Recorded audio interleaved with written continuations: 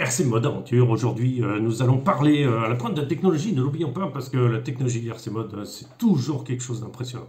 Je vais vous montrer un petit truc juste vite fait, je ne sais pas ce que vous en pensez, j'ai essayé de monter ces jantes là, ça fait la classe à Dallas. Bon a priori c'est pas les jantes qui vont monter là-dessus parce que j'ai prévu d'autres jantes, des jantes de la même couleur que ça pourrait être un peu plus sympa. Voilà, donc voilà, donc du coup... Chien rouge, on va faire des essais avec ces pneus-là pour savoir, pour pouvoir comparer, pour pouvoir faire tout ça. Mais ça, c'est pas tout de suite, ce sera une prochaine vidéo. Tout de suite, c'est un abonné qui m'a interpellé en me demandant qu'est-ce que c'est que là-dessus, le truc jaune qui se balade le long du... Et oui, c'est un serpent apprivoisé qui m'aide à manger des petites souris qui se trouveraient sur le véhicule pour éviter qu'ils me bouffent les pneus. Et ben voilà, on a trouvé. Bon, on va passer en mode bricolage, je vais vous montrer tout ça, j'explique tout. RC Mode ne nous cache rien. Bon, alors là, on est en mode voiture, voilà, avec la super carrosse, super hyper design créé par RC Mode. Voilà, on va faire un petit tour là-dessus. Je vais essayer de me mettre comme ça pour que vous voyez bien. Allez, on commence. C'est le SCX102 Kit, qui est du mal à trouver. Par contre, on ne le trouve plus, pratiquement plus le 2, parce que le 2 est remplacé par le 3 maintenant.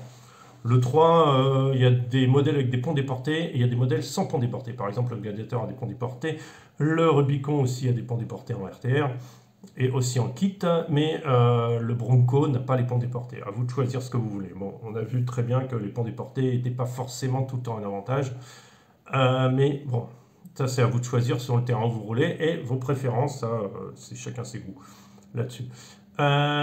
Donc c'est le kit. Donc le kit est fourni et tout seul, que j'ai retravaillé. J'ai couché les amortisseurs derrière.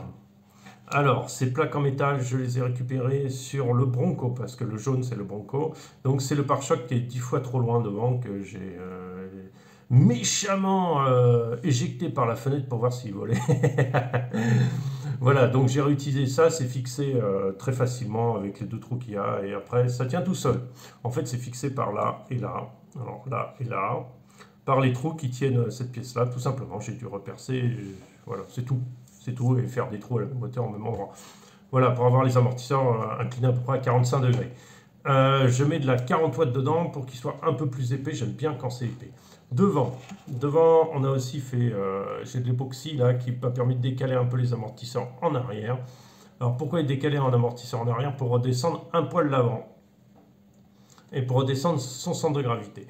J'ai enlevé les supports qui y a entre deux parce qu'ils gênent, en fait, ils dérangent selon mes techniques. Et devant, on a l'option Injora qui m'a permis de mettre, alors je ne sais pas si on va avoir vraiment grand chose, qui m'a permis de mettre le cerveau sur le pont. Le cerveau, je ne sais plus quelle marque, c'est un Power HD, je crois. Un Power HD 25 kg, c'est pas fulgurant de vitesse, mais c'est largement suffisant par rapport à ce que je fais. Et il est pas trop cher sur les sites chinois. On a, alors j'ai remonté du coup le 5 slots, donc c'est bien 5 slots, 20 tours de chez Connecta. Donc c'est un modèle crawler. Le 5 slots, l'avantage c'est que vous avez, au lieu d'avoir, alors qu'est-ce que c'est? C'est normalement vous avez 3 barres dans le moteur, 3 barres qui vont tourner, sur lesquelles est enroulé ce qu'on appelle le bobinage. Le bobinage, au lieu d'en avoir 3, et 20 tours, ça veut dire qu'il y a en fait 20 tours autour de chaque axe. Je crois que c'est ça. Hein. Ceux qui sont experts vont pouvoir m'expliquer et me dire que bah oui, sinon c'est pas divisible par 3. Donc 20 tours de fil autour de chaque axe, ce qui fait que plus il y a de tours, plus il y a une force, magnétique. Donc plus cette force magnétique est grande, moins il tourne vite parce que ça le gêne, mais plus il a de couple. Voilà. Grosso modo, c'est ça. Donc 5, ça veut dire qu'il n'en a pas 3 comme les moteurs classiques, mais il en a 5. Et en plus, ils ne sont pas montés comme ça, droit. Ils sont montés légèrement en biais pour pouvoir avoir beaucoup plus de souplesse. Ça, c'est très, très, très bien.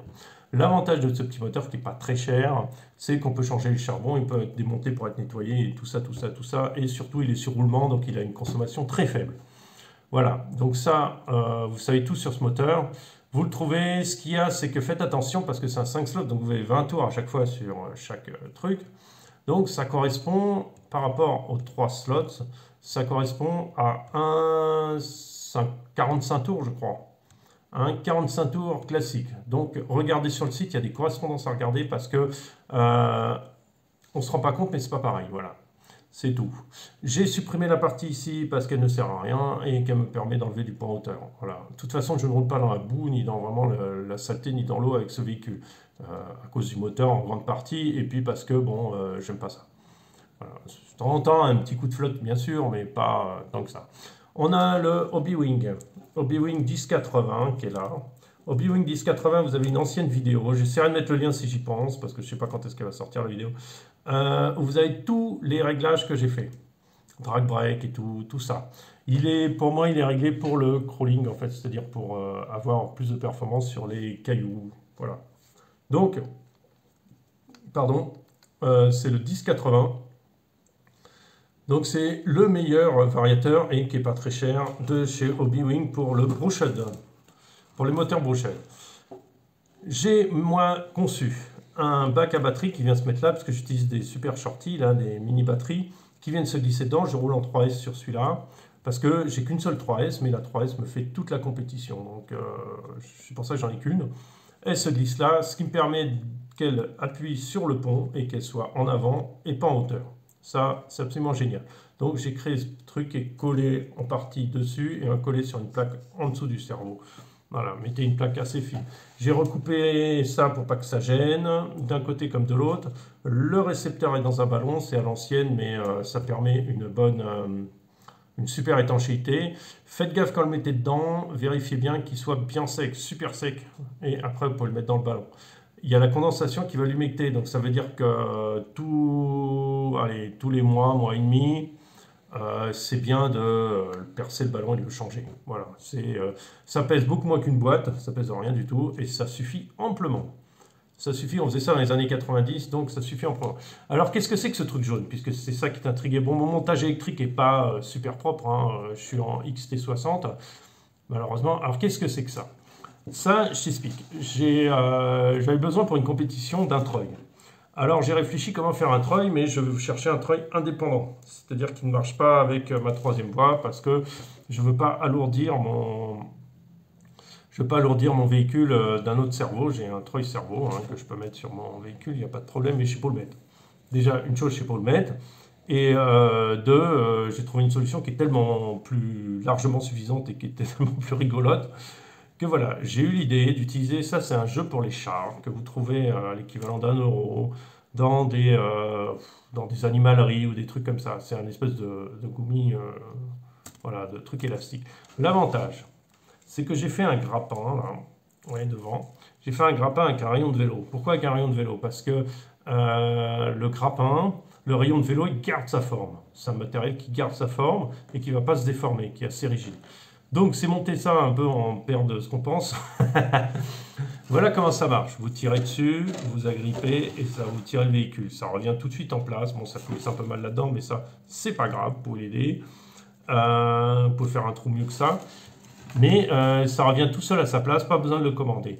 Le truc qu'il y a, c'est que vous êtes obligé de le tirer très, très, très loin pour avoir comment on appelle ça? Une bonne traction selon le poids du véhicule, il va falloir le tirer beaucoup plus loin.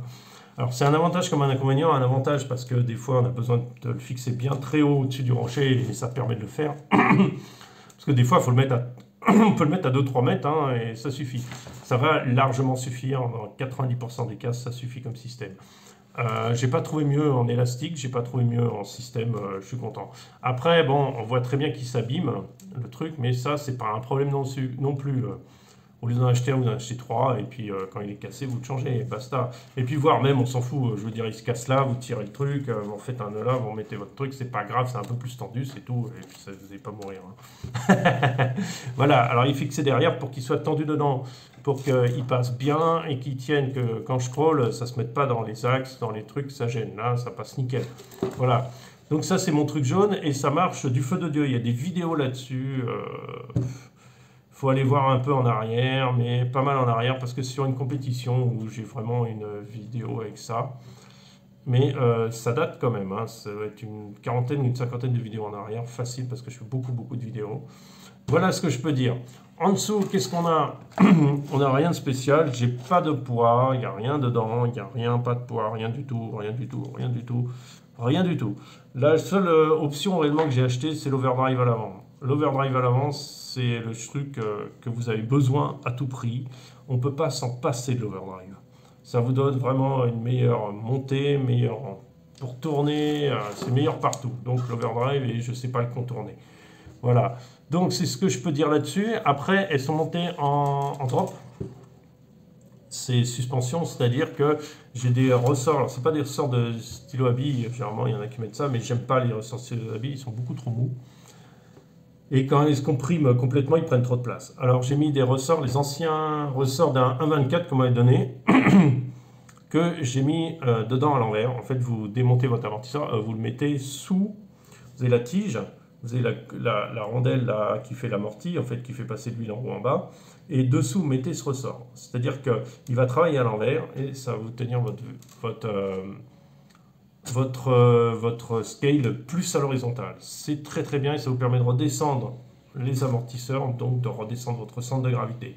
Et ça, je le répète, et je continue à répéter, c'est très très important de descendre le centre de gravité. Voilà, sinon, au niveau pignon moteur, c'est l'original, c'est un 13 dents, il me semble. Ça, c'est original, c'est tout pareil. Voilà, maintenant, si vous voulez monter un scale, je peux vous aider, il n'y a pas de souci. Un truc performant, je l'ai fait déjà avec Podwalk. On a monté un élémentaire C maintenant, j'oriente les gens sur l'élémentaire C. Voilà, soit en RTR, soit en kit. Moi, je préfère les kits parce qu'on met vraiment ce qu'on veut. Bon, même si... voilà, parce que après, par exemple, en RTR, on a souvent le cerveau à changer, on a souvent plein de choses à changer. Mais chez les moteurs C, on peut reconnaître qu'il y a quand même du bon matos dessus, que c'est bien monté, qu'il y a une belle... tout est métal. Enfin, vraiment, il y a une très très belle qualité chez Element.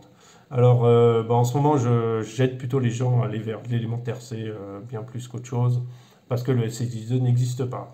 Ou alors, vous pouvez aller sur le SX3, mais pas le kit, parce qu'il est pont déporté, et c'est un problème, les ponts déportés. Soit je préconise de prendre le Bronco et de changer la carreau, et de garder la carreau du Bronco pour le mettre sur l'étagère, et de mettre une carrosserie moins lourde. Moi, j'aime pas les cages, comme le Capra et tout ça. J'aime pas du tout, parce que ça fait trop de poids en hauteur, beaucoup, beaucoup trop de poids. Vous avez l'exemple du Great Creeper de chez, comment on appelle ça? Attendez, je reviens. Vous avez l'exemple du Great Creeper de chez Elementaire C, qui a un système avec des longues barres à l'arrière, des longues biellettes de pont, et les amortisseurs sont à la mi-longueur. Voilà. Ça permet d'avoir plus de souplesse et plus de machin. Alors c'est super truc, hein, ça marche très très bien. Mais le Great Creeper qui a toute sa cage, comme le Capra en tubulaire, a beaucoup trop de poids en hauteur. En plus, il n'est pas très large, donc il manque beaucoup beaucoup de stabilité et ça gêne beaucoup. Alors, il faut savoir que les cages, c'est bien, mais c'est très lourd. Ça pose un gros problème à ce niveau-là. Mais par contre, bon, c'est vrai que vous n'allez pas détruire votre carrosserie aussi vite. Bon, après, si vous prenez Proline, moi j'aime beaucoup Proline, les carrosseries, vous ne les bousillez pas tant que ça. Vous lassez généralement de votre carrosserie avant même de l'avoir bousillée. Voilà. Donc ça, c'est... Voilà. Donc par exemple, si vous voulez le Great Creeper, prenez pas le Great Creeper, prenez le Ecto. Voilà, c'est exactement le même châssis, sauf ce qui va changer, c'est que vous avez d'un côté une carrosserie super light en Lexan, qui suffit largement, ou d'un autre côté, vous avez un châssis tubulaire qui est beaucoup moins performant. Sur ce, je vous souhaite une bonne journée, j'espère avoir répondu à toutes vos questions, et je vous dis à très bientôt, merci à tous.